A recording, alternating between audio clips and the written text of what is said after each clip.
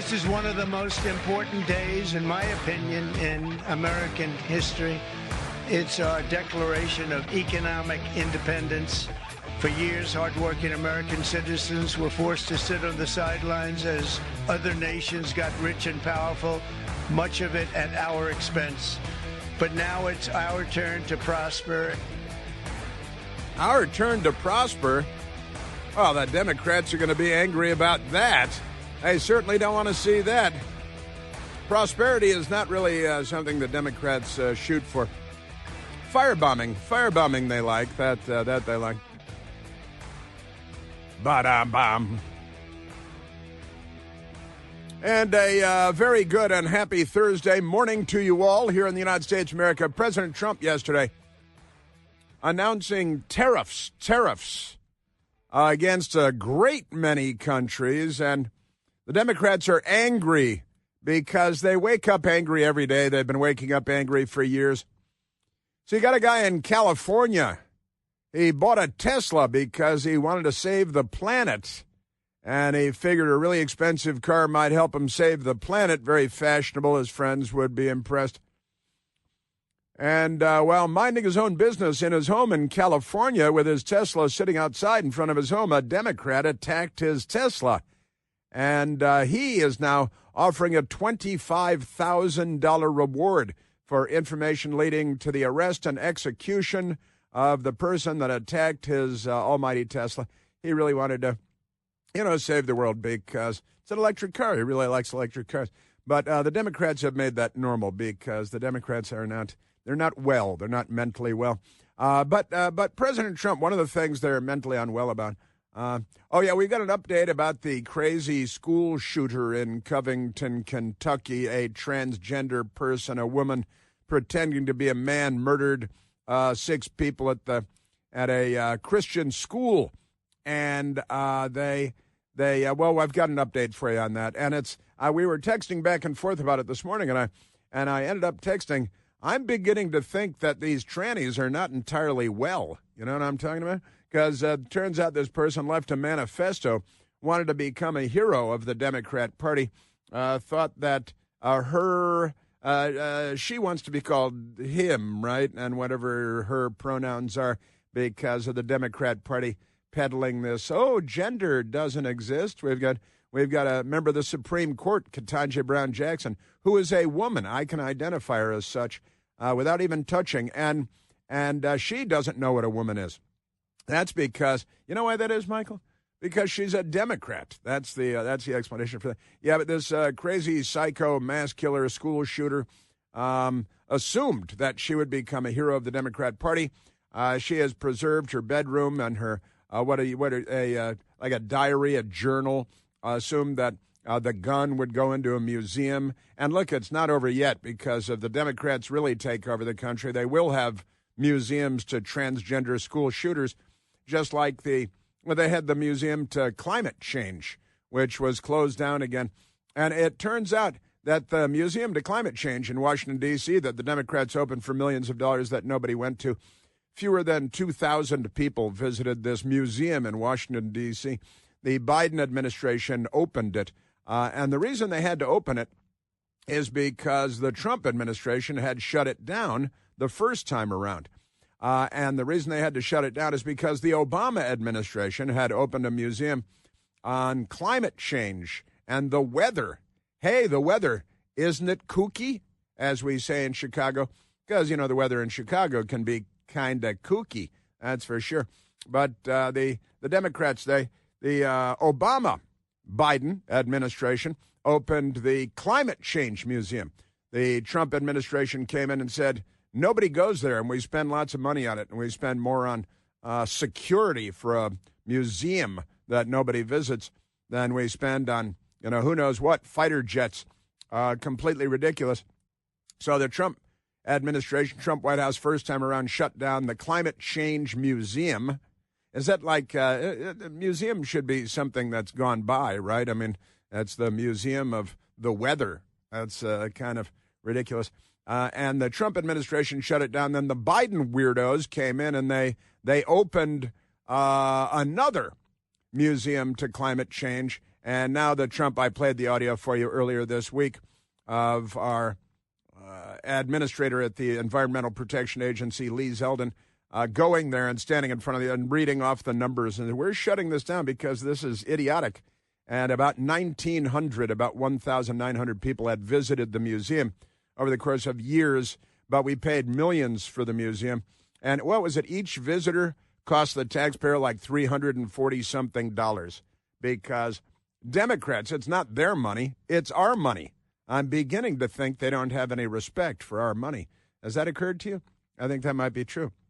Pretty amazing stuff. So we've got a lot of stories. The front page of the Washington Post, a near banner headline: Trump orders 10% tariff on all imports.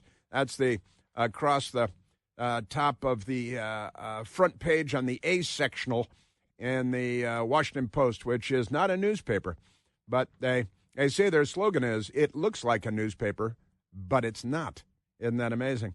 Plus some extra levies on some 60 nations. Economic gamble risks a recession, experts say. The Democrats are rubbing their claws together like the Visigoths that they are, hoping for a recession because what is bad, and I've been talking about this for many years, what is bad for the United States is good for the Democratic Party. And the Democratic Party, they're not on our side, as you may have heard somewhere. They're definitely not on our side. And if it is bad for us and good for the Democrat Party, then the Democrat Party is in favor of it. They really don't give a flying hoot. In fact, they'd be very happy if it were bad for all of us and good for them, good for the Democratic Party, because they're really, really not on our side. I made just on our text thread last night, we were going back and forth with me, Michael, Randy, and Kevin. So the Democratic Party is not on the side of the United States. The Democratic Party is on the side of the Democratic Party. And if it's bad for the United States, but serves the interests of the Democratic Party, then they're in favor of what is bad for the United States of America. And that is elected Democrats in the Senate when Joe Biden was in the White House and his brain wasn't working at all. If it's bad for the United States of America, but good for the Democratic Party, then they're entirely in favor of it. And they didn't do a lot of things good for the United States of America. What did they do that was good for the United States of America?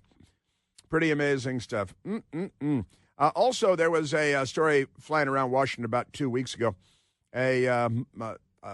Be fair to say, a multi-million-dollar mansion, like a $23 million mansion in close to the vice president's residence in Washington, D.C., in a very exclusive neighborhood off of Massachusetts Avenue, Embassy Row. A $23 mansion sold, and there was security around it, and there was lots of hypothesizing going on around Washington. Well, is it one of President Trump's cabinet officials, very successful cabinet officials? And it turns out we've now learned who the buyer is of this was $22 million mansion, $23 million mansion, and it's Mark Zuckerberg. Mark Zuckerberg. It's too annoying for him to have to get a hotel room at the Four Seasons or the Willard Hotel or something. So he just bought a $23 million mansion. So he's got a crash pad in Washington in case he wants to spend a night or two here. It's good to be a Democrat because if a Republican were doing this, it'd be a big story. But that's not a thing. Just crazy people. Yeah, the Covenant School transgender shooter targeted elementary school class because little kids wouldn't put up a fight. And she's got diaries. Now, why we didn't learn about these diaries for years, it's hard to say. A transgender school shooter. I don't really like the word shooter. I think shooter should be something you pound on the bar at a tavern and say shooters. But it's a mass murderer. It's shooter as the term has multiple applications. I prefer the one from a tavern. But a transgender school shooter who gunned down 9 people in an attack on the Covenant School in Nashville in 2023 picked her target because she feared being overpowered and thought that little kids at the school couldn't stop her. A disturbing report from police shows. Took a little while. Audrey Hale, who thought she was a dude. A Nashville woman who identified as male, mental illness, was terrified that a hero, and that's the word that she used, a hero might intervene and disarm her while she opened fire on the long-planned attack. So she chose a Christian elementary school, which was full of victims she felt would be the least likely to fight back.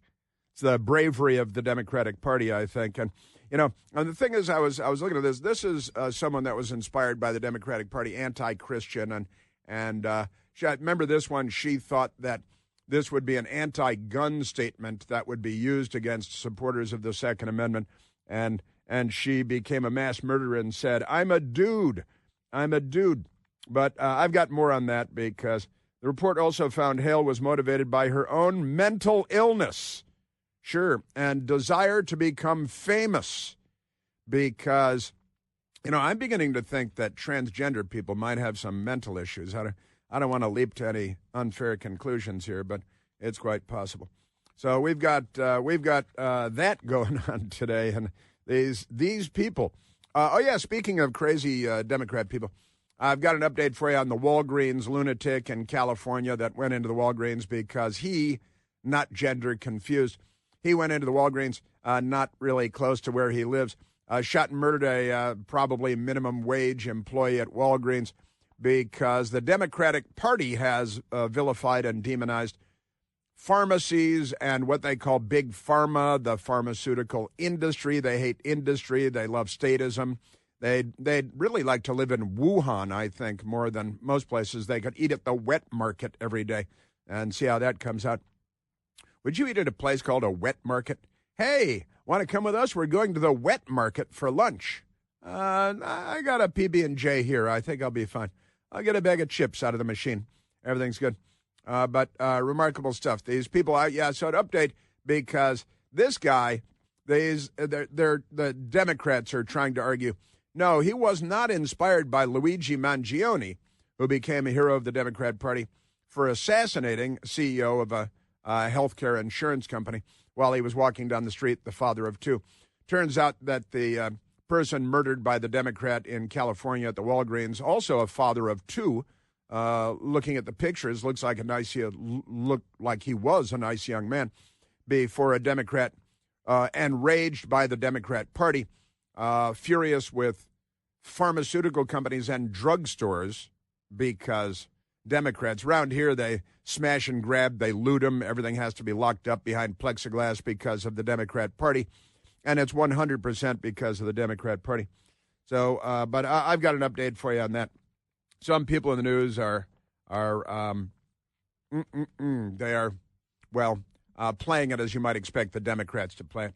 Also on the front page of the Washington Post today, Wisconsin, talked about it yesterday, had the Supreme Court justice election day before yesterday, and somehow the anti-voter ID Supreme Court justice now won the election quite easily, while the people of Wisconsin overwhelmingly also voted to implement a voter ID requirement on Election Day, which doesn't make a lot of sense.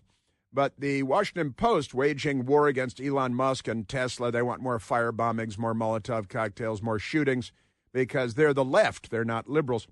The headline above the fold, front page, Wisconsin setback, it's a setback, they say, raises questions about Musk's future. You know, I don't think Musk's future is in question. He's got like $400 billion and owns his own space program and car company and all that. They're trying to destroy the Democrat Party and the worldwide left, but the Democrat Party leading the appalling charge, bayonets affixed, waging war against Elon Musk and against Tesla, which they used to love, but now they don't. Lots of mental going on there, that's for sure. So I've got updates for you on a couple stories from yesterday. And the Democrats really angry with everything as usual. Politico raises eyebrows by claiming Trump will lose Gen Z as voters by suggesting that Luigi Mangione, the political assassin, get the death penalty because they figure Gen Z loves murder. They've raised them, in their culture with their cultural dominance and information dominance. They raise them to be bloodthirsty ghouls. We've got a woman who's a fencer, with the swords, foils, like that.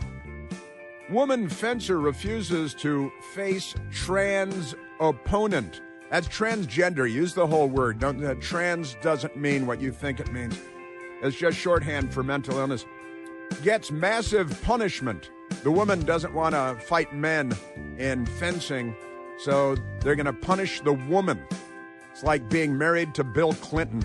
We're at 888-630-9625. Chris here with a list of things that none of us should trust. The Washington Post, the New York Times, anything on CNN. Here's a list of things that I do trust. The Washington Times. Support real journalism for just $1 a week at washingtontimes.com/Chris.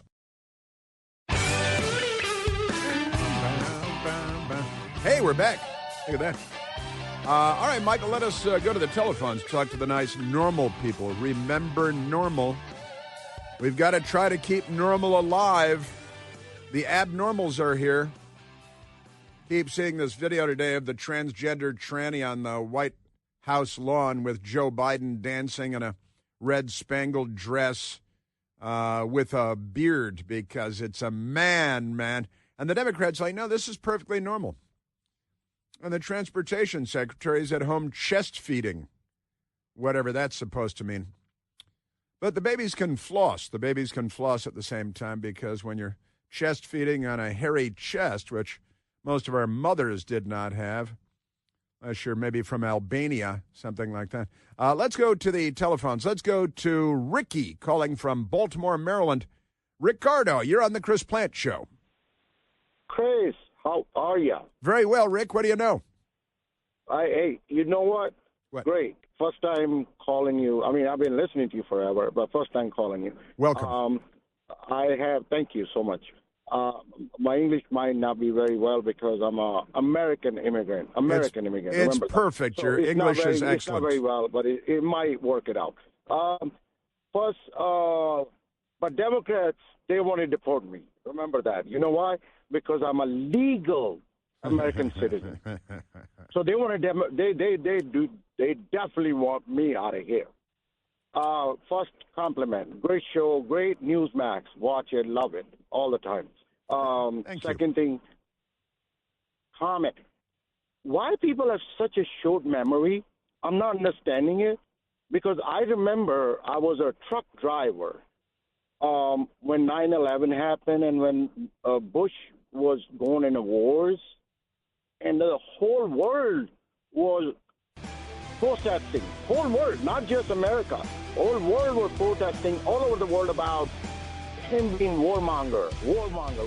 Dick Cheney, put him in a. Yeah, that's right. Yeah, it's the hate cult.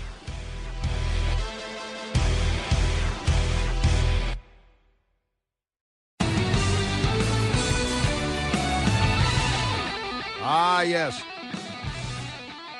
Hey, Rick, great call, Rick. I'm sorry the clock ran out on you.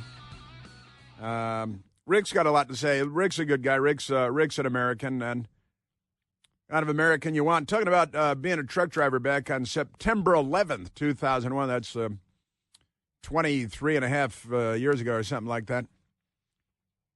And that's Rick is the guy you want. Rick is the good guy.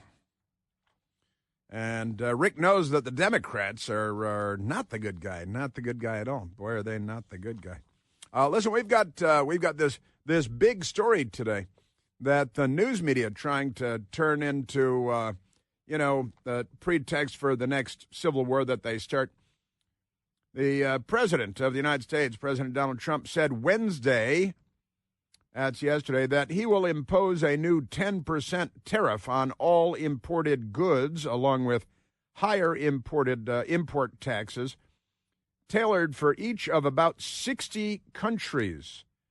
that his advisors say maintain the largest barriers against U.S. products in a sharp turn toward the kind of protectionism that the United States abandoned nearly a century ago. Yeah.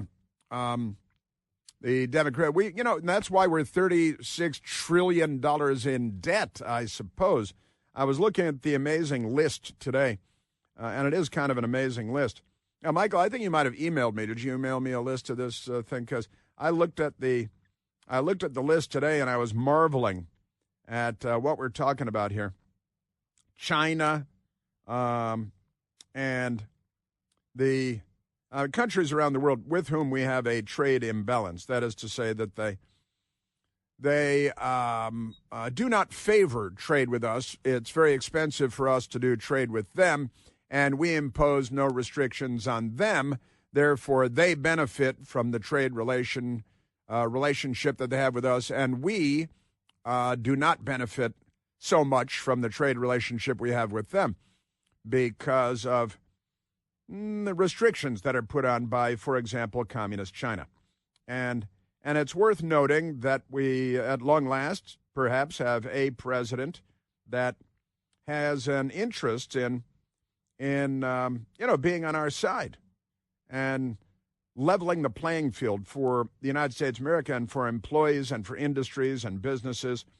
China, for example, and this is pretty crazy, I got to say, China has an enormous trade imbalance. We have an enormous trade imbalance with communist China. They've got 1 billion slave laborers and they work the children's little fingers to a nub. China they impose, in a great many instances, 67% of restrictions on us. The tariffs charged to the USA, including currency manipulation and trade barriers, communist China imposes 67% tariffs on the United States, right? And it's kind of crazy. The United States of America, we don't impose big tariffs on China, even though they impose big tariffs on us. So the trade relationship we have with the communists, with the greatest number of slaves on the planet and in the history of the world, they got little children working all day and night under bridges, working their fingers to nubs to make your iPhone for you and all this stuff. So USA discounted reciprocal tariffs 34%. Their tariffs on us, 67%. With the European Union, they imposed tariffs on us, including currency manipulation, trade barriers, 39%. 39% tariffs on us. This, according to the White House now. 39% imposed tariffs imposed on us by the European Union. Aren't those our friends? Aren't those our allies? USA discounted reciprocal tariffs 20% versus 39%, so about twice. In Vietnam, more commies, a lovely country, a beautiful country, and great people, the Vietnamese people, 90% tariffs. And what is up with that? Taiwan, our allies, 64% tariffs. Japan, 46% tariffs. We have 24% tariffs on them when it comes to certain products.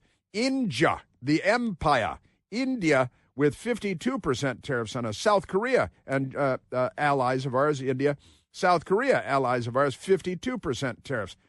And we suck it up, right? And we come out on the losing end of everything. And we've had people cutting these deals on our behalf, in theory, for decades, for generations. And we come out on the losing end of every one of these trade deals that we cut with foreign countries, including our allies. Isn't that amazing? Thailand with tariffs of 72% on us. Switzerland, tariffs of 61% on us. Indonesia, friends of ours, 64%. Isn't that amazing?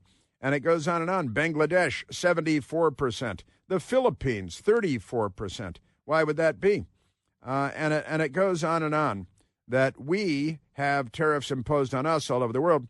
Cambodia, 97%. I'm glad they stopped murdering everybody there, the communists, under the Pol Pot regime and stuff, because Pol Pot sounds like they sit around and get high, but they didn't. They murdered everybody instead. Completely different. And these numbers are quite alarming. And the Trump administration has said it's time that we reset the trade imbalances around the world. So President Trump looking at there are tariffs. A lot of tariffs are in effect right now for many countries. Automobiles, 25% tariffs. Steel, 25% tariffs. Aluminium, as the British say, that's aluminum in America, 25%. And that is, these tariffs are bad for the United States, for our steel industry, for our auto industry, for our aluminum industry. Bad for us because we make really lame deals. Our political leadership for a long, long time, you like long time, it's just a bad deal for us all over the place, right? And, you know, a lot of, we buy their foreign-made cars that made in Canada, made in Mexico. I discovered just the other day that my car, which is in theory a German car, was made in Mexico. Got a little sticker on the door frame, made in Mexico, Merry Old Mexico. Riba, you know. Dos más margaritas, por favor. Gracias. Very good. In Mexico, we buy about 2.5 million cars in the United States made in Mexico. Made in Mexico, foreign cars sold inside the United States. Canada, it's a big hockey rink. America's hat, America's largest national park. We buy 1.1 million cars in the United States made in Canada. And I'm fine. That's great, of course. But President Trump pointed out that we have terrible trade deficits with Canada. How can that be? And President Trump is like, why are we paying the national debt of Canada when we've got issues of our own? Now, yesterday, President Trump at the White House, big American flags behind him, people present to witness. He's got support from the United Auto Workers. You can say workers there because it's in their name for the UAW, you know, United Auto Workers. And they're like, hell yeah, Trump is king. Trump is going to save us. Trump, because, you know, our own political leadership has been selling out the American middle class and blue collar and heavy industry in the United States. And a lot of this selling out heavy industry stuff is why? Global warming. It's climate change. Oh, no, the auto industry pollutes and they make cars that pollute. Of course, now they're firebombing Teslas, aren't they, and shooting them up with rifles. The Democratic Party is. We played soundbite number one? Oh, I apologize. We played so let's go to President Trump, numero uno, as they say.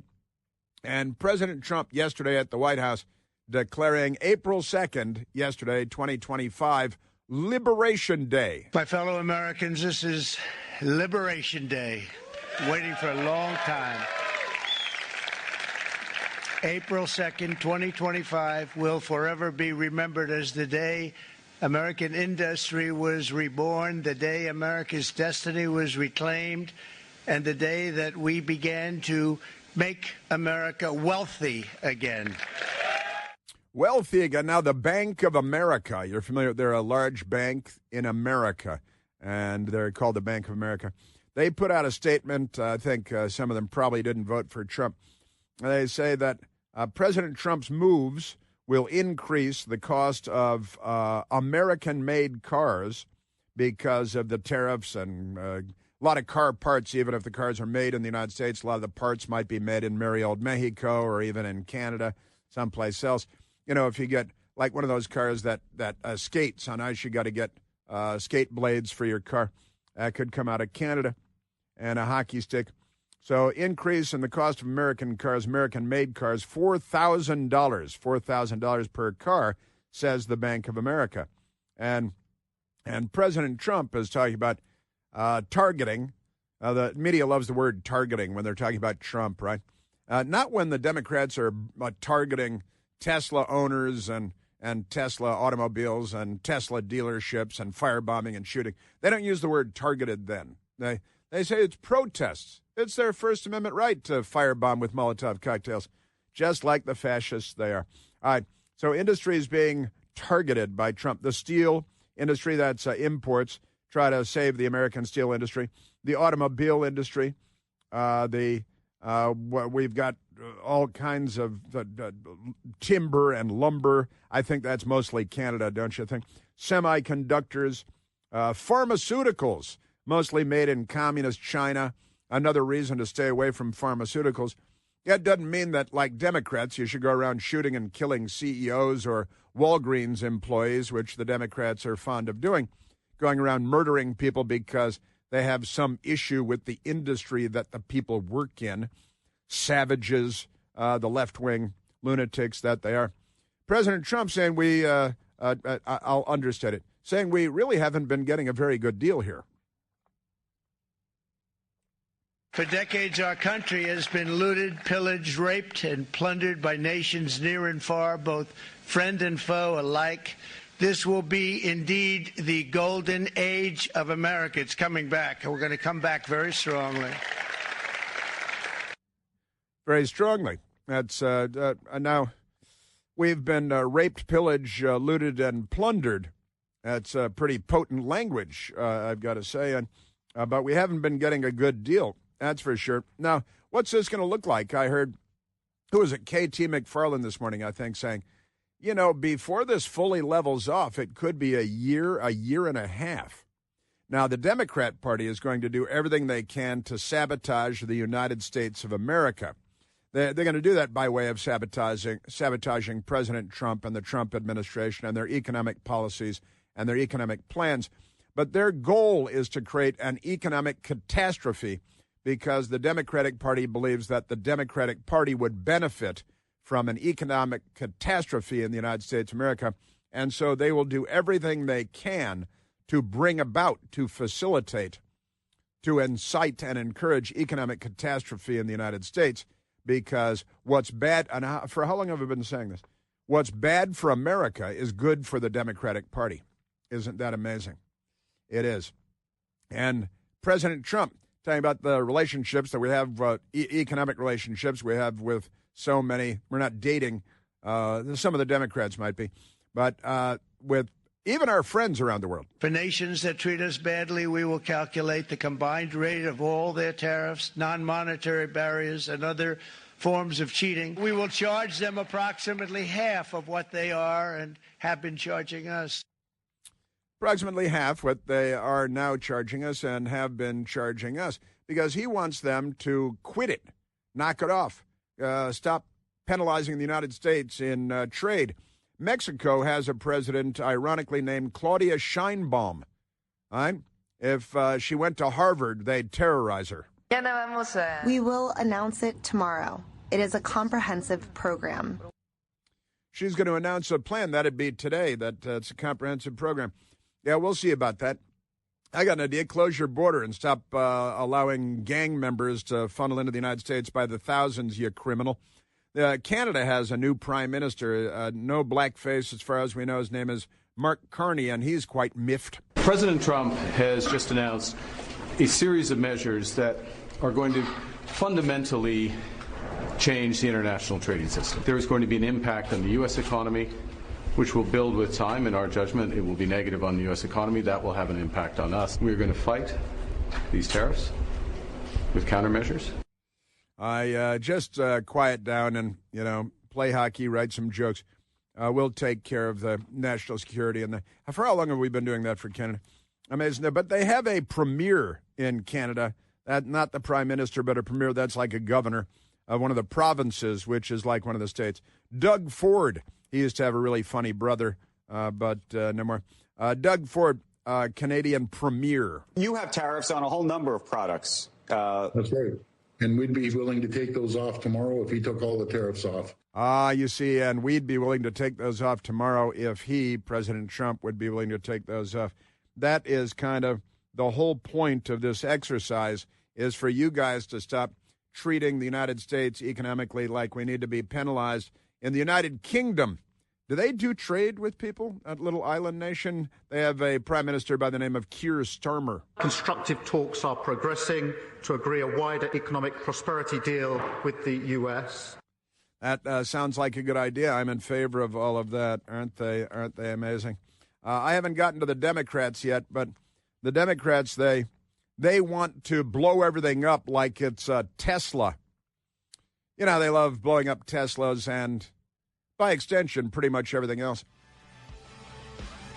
But I've got the Lizard King coming up for you on the subject, and Hakeem, the anti-Semite, The Democrat who wants to be the Speaker of the entire House of Representatives got that coming up. And a CNN report that made us laugh a little bit. We are at 888-630-9625.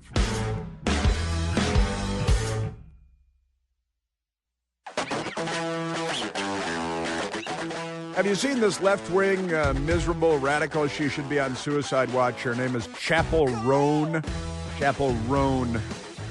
She, honestly, they should put her in Jeffrey Epstein's jail cell. Just keep an eye on her. That's where you keep an eye on people. Sometimes. Let's go to the telephones. Let's go back to the telephones. Yeah, wait till you hear this woman. She's a liberal. I have the explanation for her. Let's go to Tom, calling from Springfield, Virginia. Thomas, you're on the Chris Plante Show. Hey, Chris. Hey, Tom. Yeah. We talked before. Fellow Chicagoan. I think you're right on the money. And the thing I've been looking, because I earned my master's degree years ago at international business and economics. When I came from Europe, I had been stationed over there in Italy. Came back, I went, okay, Georgetown, international relations, everybody and their grandmother has one of those. I look for something else, and I got my master's in international business, commerce, economics, and I figured, I stayed in the defense industry. The thing is, what are wars fought over? Geopolitical and economic issues. Uh-huh. So we look, and we had, as Donald Trump has said, we have been taken to the cleaners for so long. And many of our leaders, they did it because, hey, they like to hobnob, rub elbows with the others at cocktail parties. They want to be popular with the others. And the American worker winds up taking it in the shorts. And the problem is now we're $36 trillion in debt. What would be helpful, because I know these numbers, but I think for your audience, if you start actually digging up and start saying exactly what kind of tariffs they have and on who. Germany, for a long time, now it's EU, they give favorable treatment to Mexico. They give favorable treatment in case to Canada. They give favorable treatment to other countries, but it's the U.S. who's always taking it in the short. And then they don't meet their NATO commitments. And we're supposed to, the American taxpayer is supposed to finance their national security. And the real kicker is, Gerhard Schroeder, Merkel's predecessor, big anti-American leftist socialist. He's on the board of directors of Gazprom, the biggest Russian oil and gas program. And he's the one who really got them hooked. I'm beginning to think we're getting ripped off.